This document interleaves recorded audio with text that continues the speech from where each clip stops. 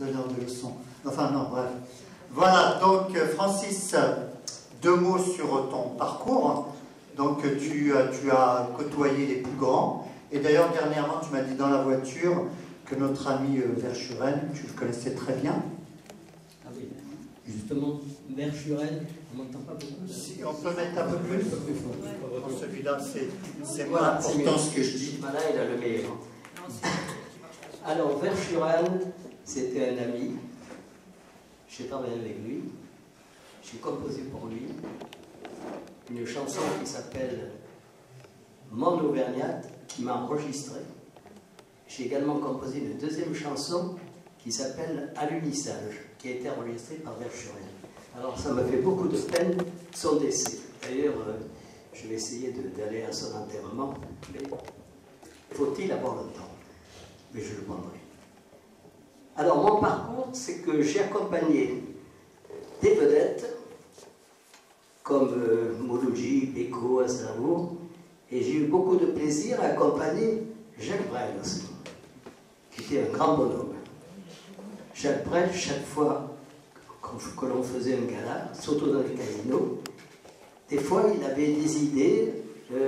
On était dans un hôtel, la nuit, il tapait à ma porte et il me disait « Tiens Francis, viens, j'ai une idée. Alors, prends ton accordéon. » Oui, parce qu'il faut dire qu'avec Jacques Brel, je jouais de l'accordéon. Oui, tu étais Marcel. Oui, chauffe. Marcel, vous vous rappelez de ça? C'est moi qui chauffe. C'est qui a chauffé, quoi. Oui, je chauffais toute la nuit. Alors, donc, Brel me disait, bon, j'ai une idée, prends ton accordéon, et je prenais mon accordéon, on était dans un hôtel. Et à ce moment-là, naturellement, les gens étaient un peu grincheux, parce que c'était l'instant où ils entendaient de la musique et ils font du bruit. Enfin, la musique, malheureusement, ce n'est pas que du bruit. Un petit peu, des fois. Oui. Alors, nous répétions certains morceaux qu'ils connaissaient, puis à un certain moment, il me dit, tiens, j'ai une idée, est-ce que tu pourrais me faire ce thème-là? Alors, bien entendu, je prenais l'accordéon et je soufflais le thème. Et, oui, parce qu'il y a le souffler à l'accordéon. Et donc, Brel me dit, tiens, on pourrait faire quelque chose là-dessus. Alors, il commençait à dire des paroles et moi, j'essayais de faire la musique. Et petit à petit, on a fait des compositions ensemble, et ce qui nous a permis de travailler longtemps. Et j'ai eu également le plaisir de faire une tournée avec Johnny Hallyday. Johnny, c'était un garçon, à cette époque-là, il avait 17 ans, et j'étais le premier à l'accompagner à la batterie, parce que je suis batteur également. Et on tournait avec Johnny Hallyday, mais on faisait que la Belgique, parce qu'il est belge. Et à un certain moment, mes musiciens, parce que j'étais avec mon orchestre, et mes musiciens me disent, ah, tu sais, on ne veut plus l'accompagner. Alors j'ai dit, pourquoi? Il me dit, tu vois pas, il chante faux, il parle de... Alors j'attrape Johnny, après la répétition, j'attrape Johnny et j'ai dit, tu sais, mes musiciens ne veulent plus t'accompagner. Il me dit, pourquoi? Ben, tu chantes fou, il parle de... J'ai dit carrément. Alors Johnny me dit, bon, que cela ne tienne, à partir de la semaine prochaine, je viens chez toi, tu me donneras des cours de chant. Et voilà, ça s'est passé comme ça. Et j'ai fait travailler Johnny pendant 6 mois. Au bout de 6 mois, il chantait à mesure et très juste. Voilà ce que ça a donné. C'est un peu grâce à toi que encore quand même. Oui. Voilà, il faut le dire. Alors, je dois vous dire que Johnny était le 15 juin, et moi je suis né le 14 juin. On a exactement presque l'anniversaire ensemble. Alors chaque fois que le 14 juin, qui est déjà arrivé, et le 15 juin, on se téléphone et on se fait un tas de compliments tous les deux. Et aujourd'hui, il te dit bonjour quand il te voit? Ah oui, on se rencontre, on se rencontre dans les manifestations professionnelles, c'est-à-dire comme je suis membre des jurys des victoires de la musique, alors là on se rencontre et on parle de choses et d'autres. D'ailleurs, il n'y a pas que lui comme vedette, mais on a l'occasion de se rencontrer. Il me dit toujours, ah, tu te souviens, hein, à cette époque-là. Et alors, la fois où j'ai eu le bonheur de rencontrer Johnny Hallyday, c'était au moment où j'ai tourné avec, comme il s'appelle, cette vedette qui chante du jazz et qui chante du tango. Alors, Guy Marchand. Guy Marchand. Guy Marchand. Très bien. Merci. Alors, il y avait Guy Marchand qui arrivait dans la nuit parce qu'on avait installé une roulotte pour les musiciens, pour boire avec tous les artistes. C'est un tournage qui se passait à Versailles. Alors, on faisait tous les pavillons de Versailles. Et notre rôle, c'était au moment où Johnny Hallyday passait avec sa moto, on était en pyjama, on tirait les coups de carabine sur lui. Voilà, ça s'est passé toute la nuit comme ça. Et alors je vois arriver Johnny Hallyday et Guy Marchand, trébuchant, tous les deux, contre les murs du tournage. Et à un certain moment, Johnny Hallyday rentre, Guy Marchand est là, et Johnny, alors, dit à Guy Marchand, il dit, tiens, je te présente Francis Letty, mon chef d'orchestre, mon professeur de musique, etc., etc. Alors Guy Marchand me regarde et dit, ah, tu sais pas que Francis Letty, on a joué ensemble dans tous les cabarets de Paris. Ah bon?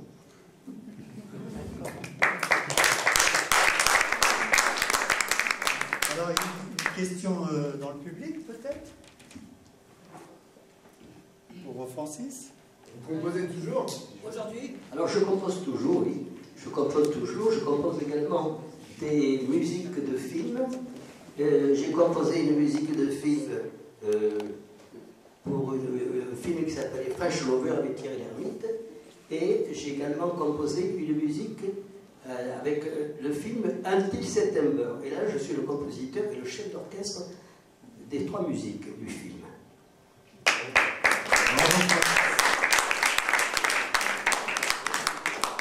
Moi, je voudrais poser une question à monsieur. Oui, je vous en prie. Mon cher Francis, avec tout le respect que nous avons pour votre carrière et les gens que vous avez accompagnés, j'aimerais savoir ce que vous pensez aujourd'hui de la chanson française et si vous estimez, sans jugement, mais simplement de votre avis professionnel, surtout que vous êtes jury dans les victoires de la musique, si la chanson française d'aujourd'hui a la même valeur que celle qu'elle avait à une certaine époque que vous avez connue. Eh bien, là, vous posez la bonne question, parce que j'ai horreur de toutes ces musiques et toutes ces chansons que font les... Enfin, je ne veux pas les critiquer, les jeunes. Il y a 2 notes de musique, il y a 2 accords, et boum, et boum. Et il y en a qui font carrière avec ça. Alors que nous, on était obligés de travailler des heures et des heures pour arriver à faire quelque chose, des répétitions sur répétitions. Et ça dure pendant 50 ans, 60 ans, et on ne connaît toujours rien. Moi, je sais qu'à mon âge, il faudrait que je vive encore 3 fois pour connaître tout le métier. Voilà, c'est la dernière. Il mieux face à un problème qui consiste à travailler, que ce métier nécessite du travail et que les gens qui montent sur scène sont parfois irresponsables et ne travaillent pas. Oui, tu parles pour qui, là? Non, je parle en règle générale. Non, il a raison. C'est la facilité, c'est-à-dire la facilité actuelle, c'est qu'on met un playback, une fois qu'on a le playback, on travaille là-dessus, on fait 2 accords toujours, comme je vous ai dit, un petit texte, je t'aimerai, tu viendras, bon, toujours les mêmes textes qui reviennent, et naturellement, les gens, ça vend des millions et des millions de disques. Oui, mais aujourd'hui, on crée des vraies stars. C'est-à-dire les vraies stars. Mais les vraies stars, c'était bref, c'était Attends, laisse-moi finir. Les vraies stars, ce sont celles qui ne durent que quelques... C'est très bien. On les fabrique, elles montent là-haut, puis hop, elles redescendent aussitôt. Voilà. Les autres stars, c'est des stars qui durent, effectivement, c'est Brel et compagnie. Et... On n'est plus dans ces temps-là, cher René. Malheureusement. Malheureusement, les derniers piliers sont là. Les vraies stars, c'est comme une chanteuse que j'accompagnais à l'accordéon très longtemps, c'est Edith Piaf. Oui. Edith Piaf, c'est une grande dame. Et Edith Piaf, elle ne faisait pas comme on dit, du bidon. Elle faisait vraiment de la chanson avec son cœur et son âme.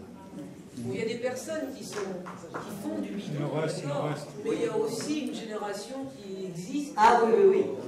Non, il y en a qui sont bien.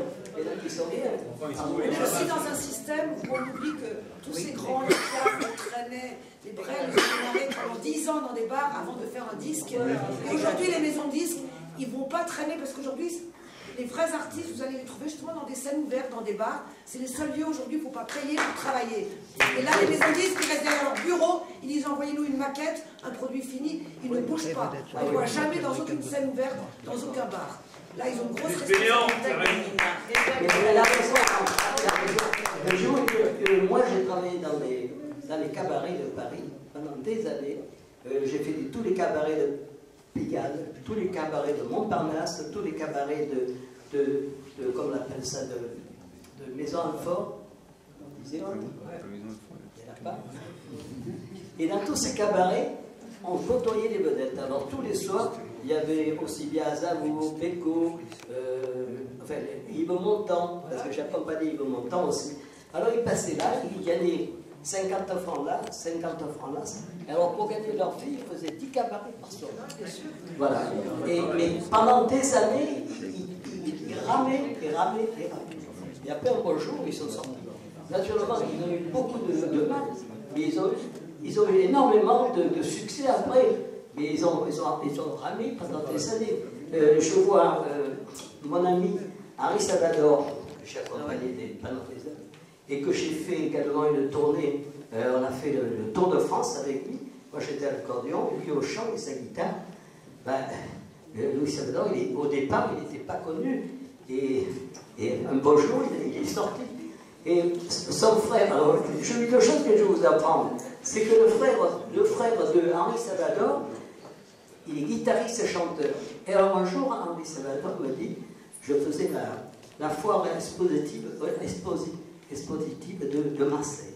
On arrivait là-bas, on jouait tous les jours, accordéon, Henri Salvador, etc. Et un jour, il m'envoie un remplaçant. Alors j'ai dit, tiens, alors je vois arriver le remplaçant, j'ai dit, voilà, le répertoire, il y a ça et ça à jouer. Il me dit, bon, moi, de toute façon, on va voir. Et il commence à chanter. Il a commencé à chanter, c'était une merveille. Il chantait sublime, il jouait la guitare sublime. Alors, lorsqu'on s'est rencontrés la fois d'après avec Henri Salvador, il m'a dit, alors qu'est-ce qu'on pense de mon remplaçant? J'ai dit, écoute, ton remplaçant, il est meilleur que toi. Alors, il me dit, mais dis, c'est mon frère.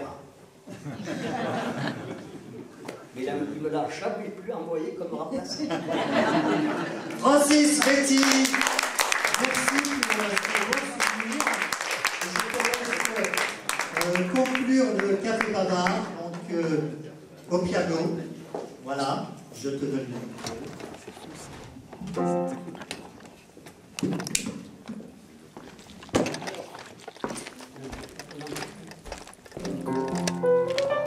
Alors je vais vous jouer une musique que j'ai composée pour le film French Lover et qui s'appelle Ce qui va.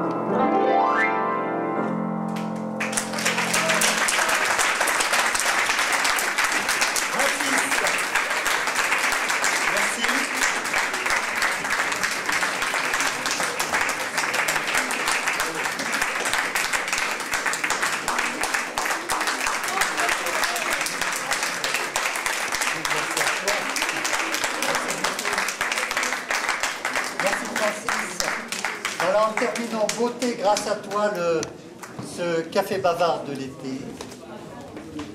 Je vous donne rendez-vous donc à la rentrée en septembre.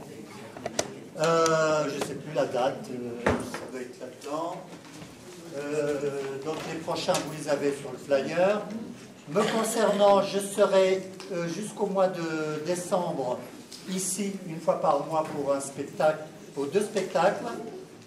Une création donc s'intitule Maghrébien que mal, qui est un spectacle d'humour corrosif, et une reprise avec le Jardin des Roses et des Soupirs, conte érotique arabe du XIIIe et XVe siècle, chaud devant.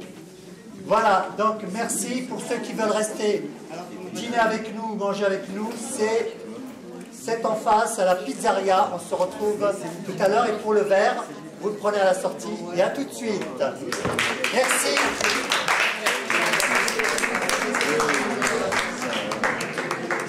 Moi, j'ai peur que la pizza ce soit pas. C'est bonne la pizza.